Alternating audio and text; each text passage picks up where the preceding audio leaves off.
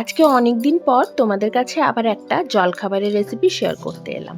ভীষণ সহজ একটা রেসিপি, তোমরা জলখাবারে তো বানাতেই পারো, সাথে বাচ্চাদেরকে টিফিন বক্সেও এই রেসিপিটা দিতে পারো। চলো কথা না বাড়িয়ে ঝটপট রেসিপিতে চলে যাই। আমাদের আজকের এই রেসিপিটা বানানোর জন্য আমরা প্রথমেই যেটা নেব সেটা হচ্ছে সিমাই। সিমাই মানে যে সিমাই দিয়ে আমরা পায়েস বানাই সেটা। এই সিমাই আমি নিয়ে নেব এখানে বাটির মাপে 2 বাটির মতো। কড়াই বসিয়ে দিলাম গ্যাসে, তারপর গ্যাসের ফ্লেম লোতে করে এই 2 বাটি সিমাই আমি দেব কড়াইয়ের মধ্যে। তারপর এটাকে একটু ভালো করে ভেজে নিতে হবে, যতক্ষণ পর্যন্ত না এটা একটু গোল্ডেন ব্রাউন কালারের হয়ে যাচ্ছে।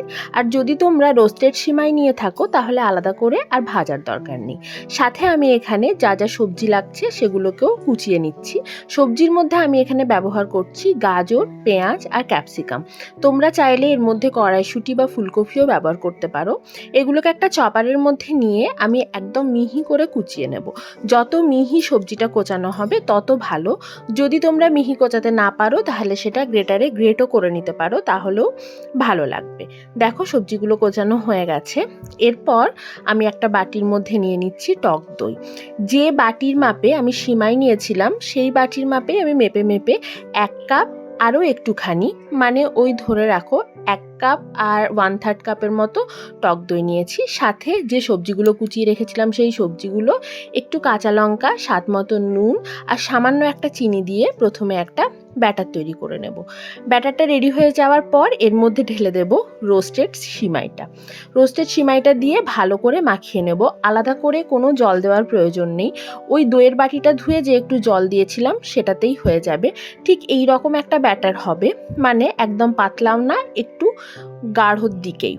এরপর একটা তড়কা রেডি করব। তার জন্য কড়াইয়ের মধ্যে তেল নিয়ে নিয়েছি, তার মধ্যে দিয়ে দিলাম গোটা জিরে, গোটা সর্ষে, কালো সর্ষে আর অল্প একটু বিউলির ডাল, আর সাথে 1 চুটকি হিং। সাথে কারি পাতা থাকলে সেটাও দিতে পারো। এই তড়কাটাকে আমি যে ব্যাটারটা রেডি করে রেখেছিলাম তার মধ্যে ঢেলে দেব। তারপর খুব ভালো করে এই ব্যাটারটাকে মিশিয়ে নেব আরও একবার। এরপর একটা বাটি নিয়ে নেব। আমি বাটির মধ্যে একটু তেল ব্রাশ করে নিচ্ছি খুব ভালো করে। তারপর সিমাইয়ের যে ব্যাটারটা রেডি করে রেখেছি সেই ব্যাটারটা এই বাটির মধ্যে দিয়ে দিতে হবে। পুরোপুরি ভর্তি করে দেওয়ার দরকার নেই, মোটামুটি অর্ধেক ভর্তি করে এরকমভাবে চামচ দিয়ে চেপে চেপে বাটির মধ্যে ব্যাটারটাকে রেডি করে নিতে হবে। আর তারপর এটাকে স্টিম করে নিতে হবে। তোমরা বলতে পারো এটা এক প্রকার সিমাইয়ের ইডলি।